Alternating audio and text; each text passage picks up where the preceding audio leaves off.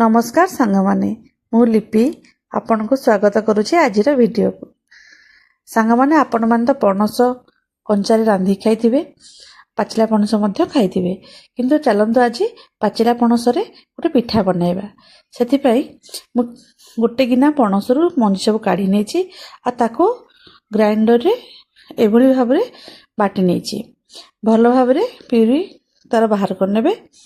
तापरे आपण गोटे कड़े रे गोटे ग्लास पानी मु नहीं से पानी रे मु आवश्यक मुताबक लुण गोटे चामच लुण पकई नहीं देखु। तापरे से पानी टिके गरम हो गले मु से आमर 2 चामच गोलमरीच आउ गुजराती गुंड पकई नेली। तापरे गोटे जेहेतु पणसटा मीठा लगी थाए तेणु मु एटी खंडे गोटे गुड़ ये व्यवहार करछि। गोटे टेला बा गोटे खंड गुड़। जदि आपण मान को अधिक मीठा पसंद ताले आपण आउ अधिक गुड़ के चीनी आपण जो जहाँ पसंद करते ऐड करि परिबे। देखो ए गुड़ मिसी गला परे मु सेतिरे गोटे चामच तेल पकई नेबी। देखो भल भाव में से गुड़ टी को भांगिक मिसई नौची। गुड़ मिसी गलानी। तापरे मु सेतिरे गोटे चामच तेल पकई नहीं आउ जो पणस सब बाटिकी रखी ताकू से पकईके भल भाव में मिसाई नेली। देखो ये भाव में आपड़ भल भाव में मिसाई नेबे। से जार रे किसी पानी नहीं देकर धोईकी से पकई नेली। गोटे ग्लास पानी मुझे व्यवहार करी। आउ ये जो प्यूरी होता है यहाँ गोटे ग्लास तेणु 2 ग्लास टोटाल मोर पानी होता से मुझे गोटे गिना चाउल चूना व्यवहार करी। चाउल चूना को आपण गैस फ्लेम को धीरे स्लो करने आउ चाउल चूना को धीरे धीरे पकई करी भल भाव में मिसाई नेबे जेपरी से गेटा रहिबो नाही। मु जेहेतु आगु तेल कही आप गोटे चामच तेल पकई तेणु गेटा रहे ना।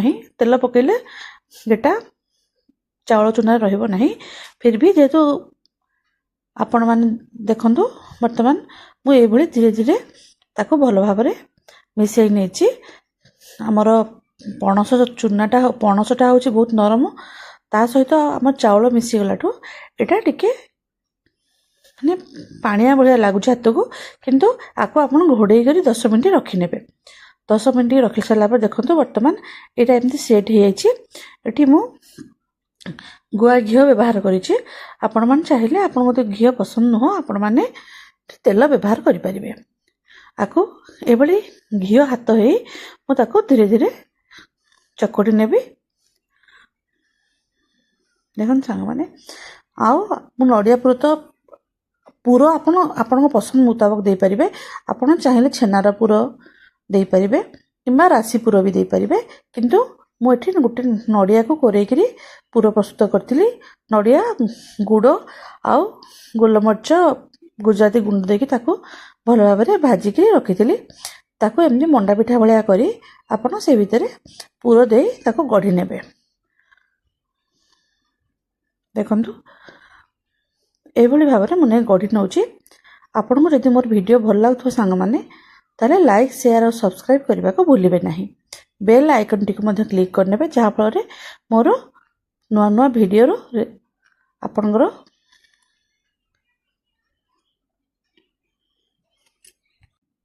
नोटिफिकेशन आपण मन पाखक आसीबो। देखंतु एभली मु सब मंडा पिठा गुडी को गढ़ी नेबी।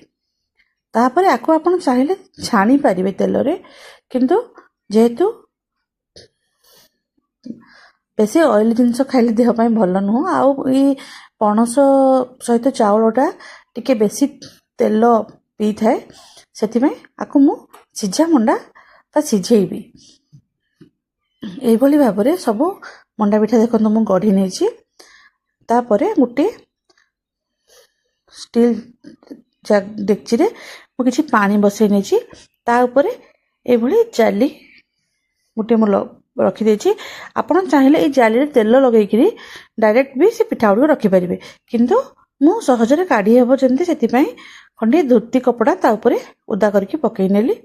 ଏଇ ଧୋତି କପଡ଼ା ଉପରେ ବର୍ତ୍ତମାନ ମୁଁ ସବୁ ପିଠା ଗୁଡ଼ିକୁ ରଖିନେବି।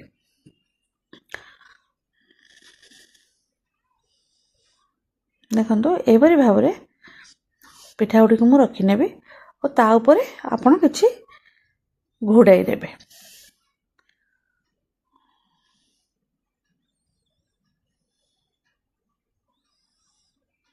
ଦେଖନ୍ତୁ ମୋର ପିଠାଟି ସବୁ ରହିଗଲା।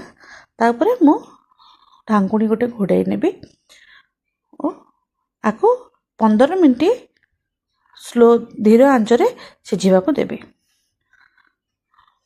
ବର୍ତ୍ତମାନ ଦେଖନ୍ତୁ ମୋର 15 ମିନିଟ୍ ପାଖାପାଖି ହେଇଗଲାଣି। ମୁଁ ପିଠା ଗୁଡ଼ିକୁ କାଢ଼ି ନେଉଛି।